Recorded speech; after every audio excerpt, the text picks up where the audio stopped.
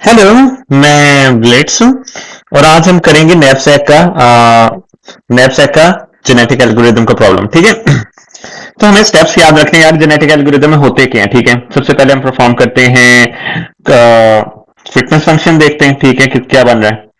पहले तो देखते हैं ना हमारे क्रोमोसोम्स कौन से हैं। ठीक है, आइडेंटिफाई क्रोमोसोम्स। ठीक है, क्रोमोसोम्स बन किस तरह रहे हैं। ठीक है। दूसरी चीज ये कि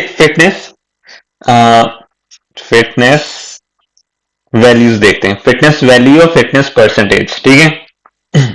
तीसरी में चीज आती है कि हम उसमें परफॉर्म करते हैं क्रॉस ओवर। ठीक है। चौथी आती है म्यूटेशन करते हैं। ये ऑप्शनल होती है, ये आपको कभी दी होती है कभी नहीं दी होती। ठीक है, तो इसमें मैं लिख देता हूं ऑप्शनल। ऑप्शनल। ठीक है। और एंड पे हम क्या करते हैं, पांचवें में करते हैं जनरेट न्यू क्रोमोसोम के लिए CS लिख रहा हूं। ठीक है, ये हमारी होती है एक आइट्रेशन। अगर वो आपको कहते हैं दो आइट्रेशन चले तो आप दो दो चलेंगे। आपको कहेगा सपोज जनरेट करते हैं जब तक टोटल 8 या 10 की हो जाते आप तब तक चलते रहेंगे। अब इसमें हमारे पास क्रोमोसोम्स कितने दिए हैं, 4। ठीक है, C1, C2, C3, C4। नेफेक की प्रॉब्लम में जीरो का मतलब होता है वो आपके पास आइटम है नहीं है। ठीक है, वन का मतलब होता है। अब इसमें तीन चीजें तो आपको दी होंगी। ठीक है, एक आपको डाटा दिया होगा, एक आपको दी कैपेसिटी, और आपको एक दिया होगा कि क्रोमोसोम्स। लेकिन ये आप क्रोमोसोम खुद, आपको ये ऐसा भी कह सकते हैं आप क्रोमोसोम खुद से बना लें। ठीक है, बट आपको डाटा और कैपेसिटी तो जरूर दी गई होगी। ठीक है, ठीक है, कैपेसिटी नैपसैक के जेनेटिक प्रॉब्लम को दूसरों से डिफरेंस करती है। ठीक है, डिफर करती है। तो अब यहां देखते हैं, यहां मैं लिख देता हूं ABCD। इसका मतलब पहले वाले क्रोमोसोम में ना मेरे पास ए वाला आइटम है, ना सी है, ना डी है। तो क्या मेरी कैपेसिटी फिल कर रही है, नहीं कर रही। वो किस तरह देखा, अच्छा टेबल इस तरह दिया हुआ ना, वो ऐसे भी दे सकते हैं ABCD। ठीक है, ये दे दें 5 7 4 2 7 1 9, सॉरी 2 9। ठीक है, आपको ऐसे भी देख कह सकते हैं ये वेट है और ये कॉस्ट है।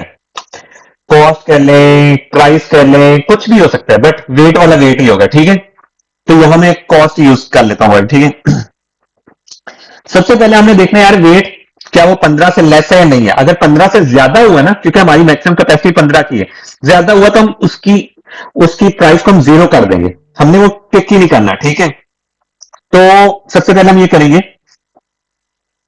हाँ, तो सबसे पहले हम ये करेंगे, अब इसमें देखते हैं बी का वेट कितना है। ठीक है, बी के कॉलम में या बी के, सॉरी उसमें गए, कॉलम में गए। अब हमने यहां उसकी प्राइस है, यहां उसका वेट है। उसका वेट हमने लिख दिया 2।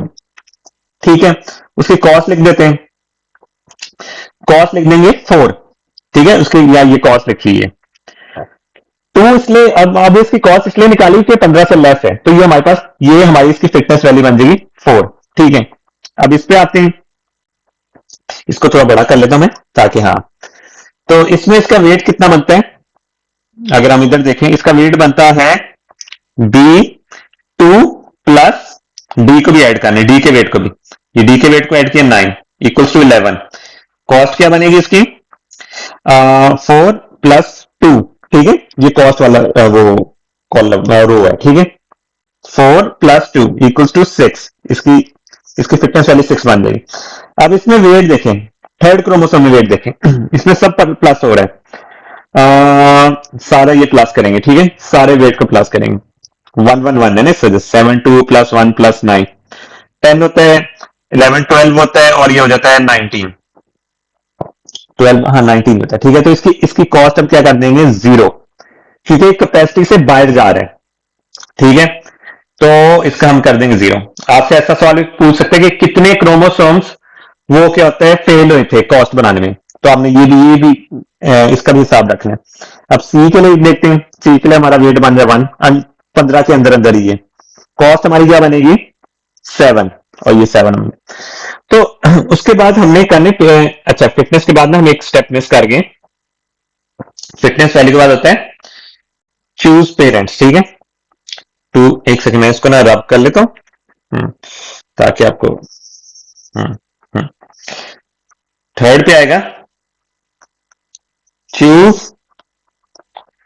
2 क्रोमोसोम्स। ठीक है, 4 5 और 6। अब वो क्रोमोसोम्स कुछ भी कह सकता है कह सकता है सबसे लोअर वाली कॉस्ट वाले चूज करो, ये सबसे मैक्सिमम वाले चूज करो, ये सवाल पे डिपेंड करना है। ज्यादातर नैपसैक प्रॉब्लम में आपको यही कहेगा कि आप बड़े वालों को चूज करो जिसकी फिटनेस वैल्यू ज्यादा आ रही है, बट मिनिमाइज का भी वो चेंज कर सकता है क्वेश्चन में। आपने स्टेप रट्टा नहीं मारना, आपने क्वेश्चन को पढ़ने गौर से। इस केस में मैं ना चेंज करता हूं 7, सॉरी हाईएस्ट वाले को चूज करता हूं, ठीक है। तो मेरी हाईएस्ट वाली कौन सी बन रही है, 1 और ये 2। बेसिकली मैं इन दोनों क्रोमोसोम्स को पकड़ता हूं, ठीक है। क्रोमोसोम्स 2 को पकड़ता हूं, ठीक है, कॉपीज करता हूं मैं यहां, ठीक है, और इसको पकड़ लेता हूं। ये दोनों क्रोमोसोम्स को मैंने पकड़ लिया। अब इसमें मैं क्रॉस ओवर लगाता हूं। क्रॉस ओवर में कोई भी लगा सकता हूं, तो मैं सिंगल पॉइंट लगाऊंगा क्योंकि थोड़ा ये डाटा भी मेरे पास छोटा है, तो मैं इसमें करता हूं क्रॉस ओवर, ठीक है। क्रॉस ओवर में हाँ करता हूं, इसमें सिंगल पॉइंट क्रॉस ओवर करूंगा तो देखें क्रोमोसोम 2 की वैल्यू कहां से लिखी जाएगी, 0 1 और 1 0, ठीक है। तो क्रोमोसोम 1 की मैं वैल्यू लिखता हूं 0 1 और 1 0।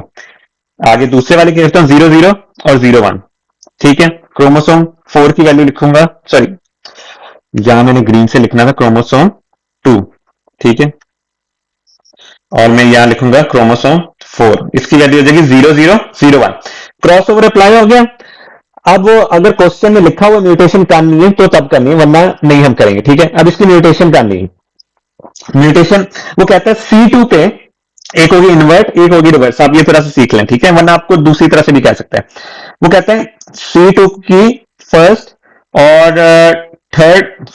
और थर्ड बिट को इन रिवर्ट करो, ठीक है, सर इन्वर्स करो, ठीक है, इन्वर्स। और C4 में सेकेंड से लेके लास्ट बिट तक ना रिवर्स कर दो। अब रिवर्स और इन्वर्स में क्या फर्क है ये आपको यहां पता लगेगा, ठीक है।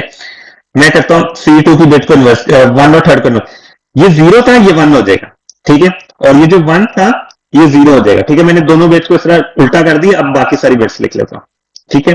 अब ये मेरा नया क्रोमोसोम बन गया म्यूटेशन के बाद। पर्पल वाले में सीन क्या होगा, C4 में मैंने क्या करना था, सेकंड से लेके लास्ट तक को रिवर्स में लिखना है। पहले तो मैं नॉर्मल लिख लो, अब इसको रिवर्स ऑर्डर में लिखना है। 0 0 1 पे क्या बन जाएगा, 1 0 0 1 0 0, ठीक है। ये मैंने म्यूटेशन अप्लाई कर दी तो ये हमारा हो जाता है नैपसैक का प्रॉब्लम जनरेट। अच्छा ये दो क्रोमोसोम बने, आपने यहाँ ये C5 और C6 बना देना इसको, ठीक है। ये हमारे न्यू बन जाएंगे, ये हो जाएगा हमारा C5, ये हो जाएगा C6। क्वेश्चन में ये भी पूछा जा सकता है क्या उसकी फिटनेस वैल्यू बेहतर हुई है नहीं हुई, ठीक है, नए क्रोमोसोम बनाने के बाद वो हम कैलकुलेट कर लेते हैं, ठीक है। अब आ जाते हैं इसमें आते हैं ए और बी का वेट हम देखते हैं, वेट हो जाता है हमारा 9, ठीक है, तो ये उसके अंडर आ रहे हैं। अब इसकी कॉस्ट क्या बनती है, कॉस्ट बनती है ए और बी में 5 और 9, कॉस्ट बनती थी 9। इसका वेट देख लेते हैं, इसका वेट सिर्फ आ रहा है 2 और कॉस्ट बन रही 4, और कॉस्ट बन रही 4, तो इसकी फिटनेस वैल्यू 9 बन रही, इसकी फिटनेस वैल्यू 4 बन रही, ठीक है। C2 की फिटनेस वैल्यू पहले क्या थी 6, 9 इंप्रूव होगी, ठीक है। C4 की फिटनेस वैल्यू क्या थी 7, और वो बन गई है हमारे पास 4। तो ये है डिक्रीज, ये है इंक्रीज, ठीक है। हमने बता देना है कि एक क्रोमोसोम इंक्रीज हुआ, एक क्रोमोसोम डिक्रीज हुआ है, ठीक है। तो आपका नैपसैक का प्रॉब्लम हो जाता है। अगर आपको मेरी वीडियो पसंद आई हो तो इसको लाइक, सब्सक्राइब और शेयर करें, और हम मिलेंगे अपनी नेक्स्ट वीडियो में।